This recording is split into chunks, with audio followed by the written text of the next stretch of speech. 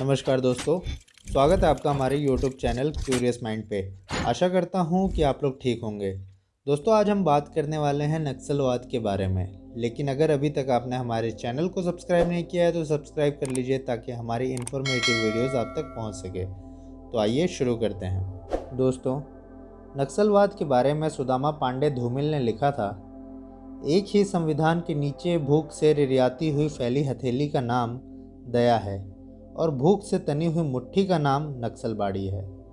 सन 1947 में भारत की आज़ादी के बाद देश के किसानों को लगने लगा था कि अब उनकी गरीबी कम होगी और उन्हें ज़मींदारों के शोषण से मुक्ति मिलेगी। सरकार ने भी इस समस्या के लिए कुछ लैंड रिफॉर्म्स इंट्रोड्यूस किए, पर ज़मीनी स्तर पर किसानों की दशा में कुछ खास बदलाव नहीं आए।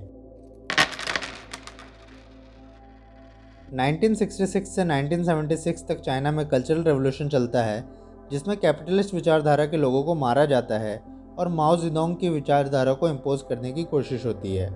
चाइना का ये कल्चरल रेवोल्यूशन कितना वायलेंट होता है, इस बात का अंदाज़ा इस बात से लगाया जा सकता है कि इस रेवोल्यूशन का एस्टिमेटेड डेथ टोल 10 मिलियन से 20 मिलियन के बीच में है। चाइना के कल्चरल रेवोल्यूशन से प्रभावित होकर बंगाल के दार्जिलिंग जिले के एक छोटे से गाँव नक्सलबाड़ी में भी किसानों द्वारा विरोध प्रदर्शन होता है, जिसका नेतृत्व कर रहे होते हैं चारू मजुमदार, कानू सान्याल और जंगल संथाल। इस आंदोलन के निशाने पर थे जमींदार और मजदूरों को प्रताड़ित करने वाले बड़े लोग। इस दौरान कम्युनिस्टों के कई और संगठन भी बनने लगे। इसके रूल्स और आइडियोलॉजी लिखने का काम चारू मजुमदार ने ही किया, जिसे हिस्टोरिकल एड डॉक्यूमेंट के नाम से जाना गया। इन आइडियोलॉजीज पे बेस्ड 1969 में communist party of India Maoist Lenin का गठन किया गया। यह आंदोलन बड़ी ही तेज़ी से भारत के अन्य हिस्सों में भी फैलता गया और हज़ारों की तादाद में युवा, किसान और मजदूर इससे जुड़ने लगे। यह आंदोलन हक की बात करता था और हक ना मिलने पर हथियार उठाने से भी नहीं डरता था। यह कम्युनिज्म का एक एक्सट्रीमिस्ट वर्जन था जो कि इंडिया के पॉलिटिकल सिस्टम को डीस्टेबलाइज करके ओवरथ्रो करना चाहता था। फिर आता है साल 1971।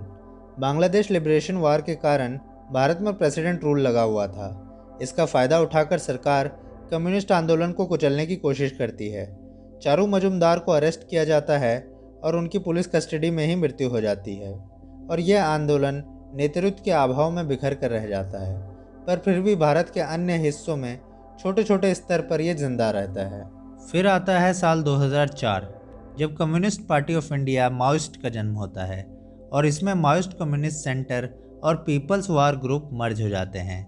ये अपनी खुद की एक आर्मी तैयार करते हैं जिसका नाम होता है पीपल्स लिबरेशन आर्मी।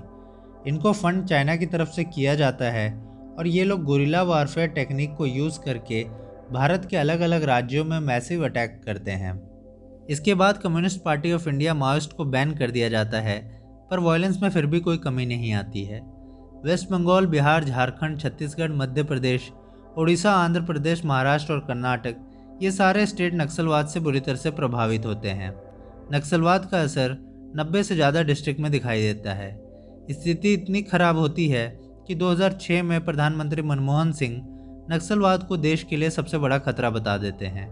इसके बाद नक्सलवाद के लिए देश में एक नेशनल एक्शन प्लान तैयार किया जाता है, जिस पर युद्ध स्तर पर काम किया जाता है और 2021 आते आते नक्सलवाद घटकर महज 41 डिस्ट्रिक्ट में रह गया है।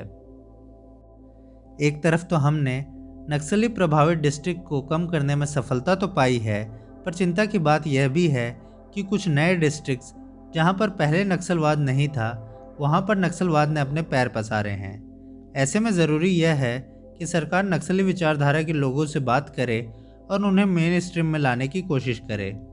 ज़रूरी यह भी है कि सेंट्रल आर्म्ड पुलिस फोर्स के लोगों को मॉडर्न वेपन से इक्विप किया जाए ताकि वो ज़्यादा एफिशिएंसी से लड़ सकें। सालों से इंडियन कॉन्स्टिट्यूशन के शेड्यूल 5, जो कि ट्राइबल एडवाइजरी काउंसिल की बात करता है, इसको इग्नोर किया गया है।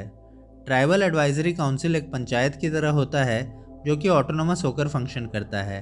सरकार को जगह जगह इस काउंसिल का गठन करना चाहिए और लोकल एडमिनिस्ट्रेशन में ट्राइबल्स को बढ़ावा देना चाहिए।